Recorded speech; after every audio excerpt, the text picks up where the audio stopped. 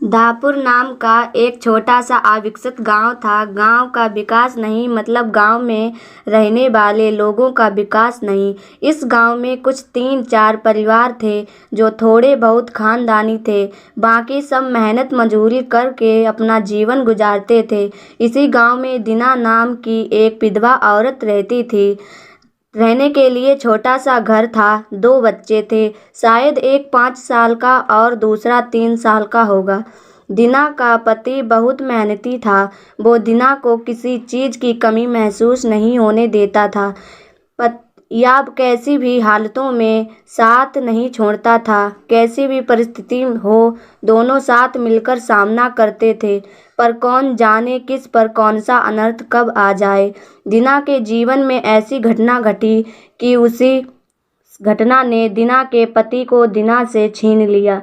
दीना के पति के गुजरने के बाद ऐसा लगने लगा कि मैं जिंदा तो हूँ पर मुझ में जान नहीं है।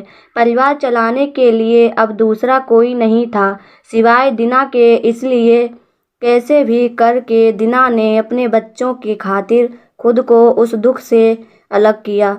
कुछ दिन बाद घर में जो था वो समाप्त हो गया। अब खुद क्या खाए और अपने छोटे बच्चों को क्या खिलाए, ये समस्या उसके सामने खड़ी हो गई।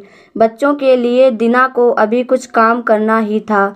इसीलिए दीना अपने दोनों बच्चों को साथ में लेकर जहाँ काम मिलता वहीं जाया करती थी और दिन भर मेहनत करके जो भी मजदूरी मिलती उससे अपना और अपने बच्चों के पेट भरती थी। ऐसा ही समय बीतता गया और चलता रहा। लेकिन एक दिन दीना को शरीर में थोड़ी कमजोरी महसूस होने लगी। फिर भी वह काम पर गई। ऐसे ही 2-3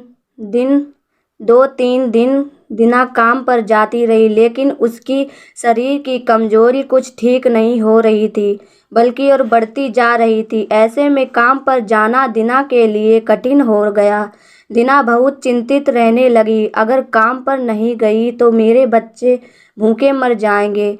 उसी चिंता ने दीना को और कमज़ोर कर दिया, इतनी कमज़ोर कि उठने बैठने के लिए लकड़ी का सहारा लेना पड़ता था।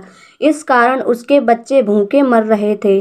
खाने को कुछ ना मिलने के कारण और बच्चों को भूखे मरते देखकर वह लकड़ी की सहायता से आज यहाँ से कुछ मांगा तो अगले दिन दूसरी ओर से कुछ मांग के अपने बच्चों को खिलाती, पर खुद भूखी सो जाती थी। ऐसे ही एक दिन वह खुद ना जा सकती थी, इसीलिए अपने बच्चों को समझा के खाने के लिए कुछ मांगने के लिए गांव में भेज देती है।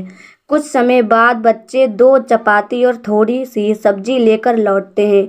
2 चपाती से 3 जन कैसे तृप्त होंगे, इसीलिए वे 2 चपाती दोनों बच्चों को खिला देती है।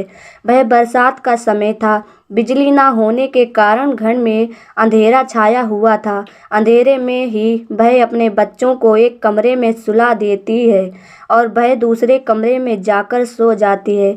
रात को तेज बारिश होती है और बिजलियां जोर से कड़काती हैं। दीना को थोड़ी आराम मिलती है, इसीलिए वह गहरी नींद में पड़ जाती है। ऐसे में दीना को एक सपना दिखाई देता है। वह एकदम तंदुरुस्त हो गई है, काम पर जाती है। वह सो जाती है।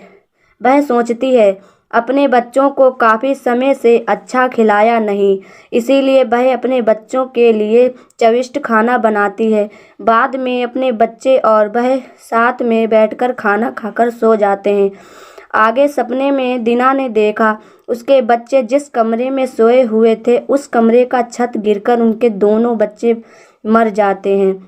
सपने में से दीना एकदम उठकर खड़ी हो जाती है, जान में जान आ जाती है और अंधेरे में ही अपने बच्चों के कमरे की ओर चल पड़ती है।